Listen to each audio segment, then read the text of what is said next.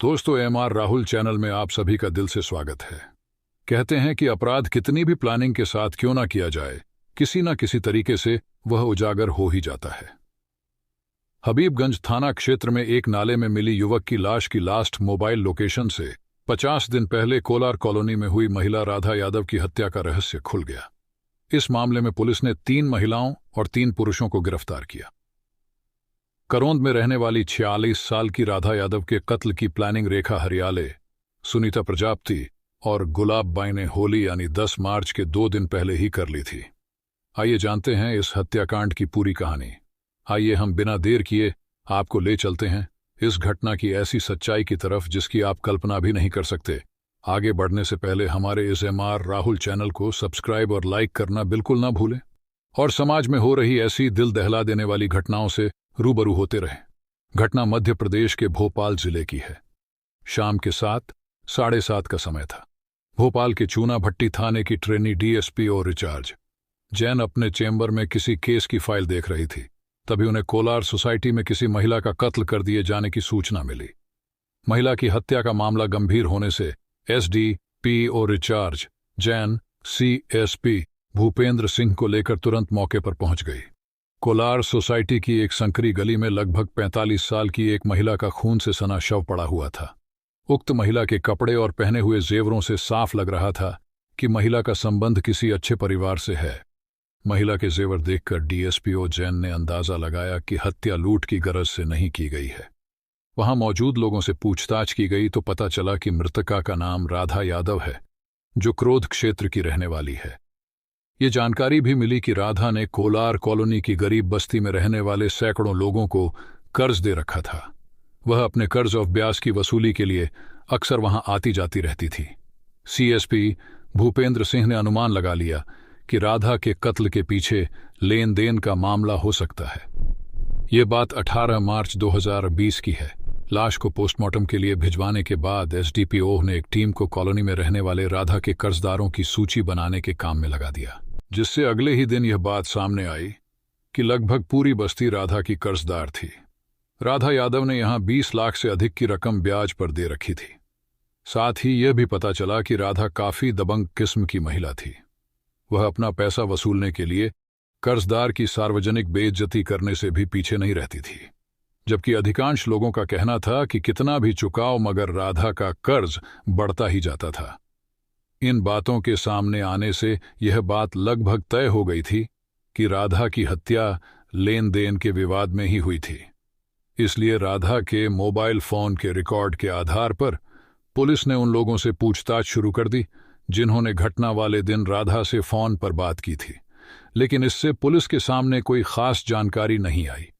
ये जरूर पता चला कि राधा की हत्या में 2 युवक शामिल थे जो घटना के बाद अलग अलग दिशा में भागे थे। इनमें से एक बदमाश का स्थानीय लोगों ने पीछा भी किया था, मगर वह 4 इमली की तरफ भागते समय एकांत पार्क के पास बहने वाले नाले में कूदकर फरार हो गया था। पुलिस की जांच चल ही रही थी कि इसी बीच 21 मार्च 2020 को जनता कर्फ्यू लगा दिया गया, जबकि लॉकडाउन से ठीक पहले 23 मार्च को कबाड़ का व्यापार करने वाले एक व्यक्ति ने हबीबगंज पुलिस को एकांत पार्क के पास नाले में लाश पड़ होने की खबर दिया। एकांत पार्क के पास बहने वाला नाला चूना भट्टी और हबीबगंज थाने की सीमा को बांटता है। ऐसे में हबीबगंज पुलिस ने जाकर नाले से लाश बरामद की, जिसके पास एक मोबाइल फोन भी मिला। लाश कीचड़ में सनी हुई थी और वह लगभग सड़ने की स्थिति में आ चुकी थी। इसलिए जब पुलिस ने उसके मोबाइल में पड़ी सिम के आधार पर पहचान करने की कोशिश की तो उसकी पहचान अभिषेक के रूप में हो गई।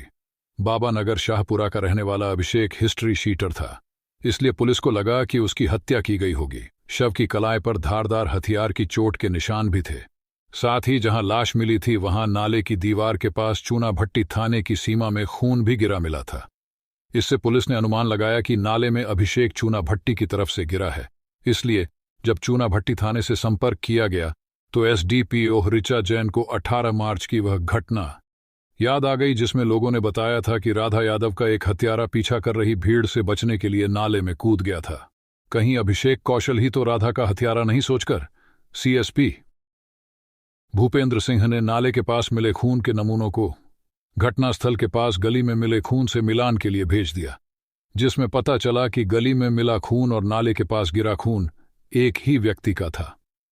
इससे साफ हो गया कि 18 मार्च की रात राधा यादव की हत्या कर फरार होने के लिए नाले में कूदने वाला बदमाश कोई और नहीं बल्कि अभिषेक ही था, जो दलदल में फंसकर मर गया था। इसलिए पुलिस ने अभिषेक के मोबाइल की कार डिटेल्स निकाली, जिसमें पता चला कि घटना वाले दिन कोलार कॉलोनी निवासी अजय निरगुड़े से उसकी कई बार बात हुई थी। यही नहीं, घटना के समय अजय और अभिषेक दोनों के फोन की लोकेशन भी एक साथ उसी स्थान की थी जहां राधा यादव का कत्ल हुआ था। अजय की तलाश की गई तो पता चला कि अजय 18 मार्च 2020 से लापता है। 18 मार्च को ही राधा की हत्या हुई थी। इससे पुलिस को पूरा भरोसा हो गया कि अजय ही अभिषेक के साथ राधा की हत्या में शामिल था, क्योंकि घटना के 4 दिन बाद से ही देश में लॉकडाउन लग गया था। इससे पुलिस का काम थोड़ा मुश्किल हो गया। लेकिन एसपी साई कृष्णा के निर्देश पर चुना भट्टी पुलिस दूसरी जिम्मेदारियों के साथ अजय की तलाश में जुटी रही, क्योंकि उसे भरोसा था कि जब तक नाले में अभिषेक की लाश बरामद नहीं हुई थी तब तक अजय ने भोपाल से भागने की कोई जरूरत नहीं समझी होगी। फिर अभिषेक की लाश मिलने के साथ ही देश में ट्रेन बस सब बंद हो गई थी, इसलिए अजय कहीं बाहर नहीं गया होगा। वह भोपाल के आसपास ही कहीं छिपा होगा। उसका पता लगाने के लिए पुलिस ने मुखबिरों को भी लगा दिया। इस कवायद का नतीजा यह निकला कि 7 मई 2020 को पुलिस को खबर मिली कि अजय ईदगाह हिल्स पर अपनी ससुराल पक्ष के एक रिश्तेदार के घर पर छिपा है।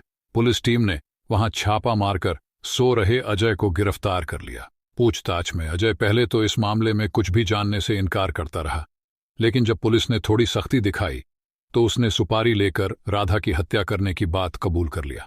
उसने बताया कि 4 महिलाओं रेखा हरियाले, सुनीता प्रजापति, गुलाबबाई प्रजापति और सुलोचना ने राधा की हत्या के लिए उसे 1,80,000 की सुपारी देने के साथ 20,000 एडवांस में भी दिए थे।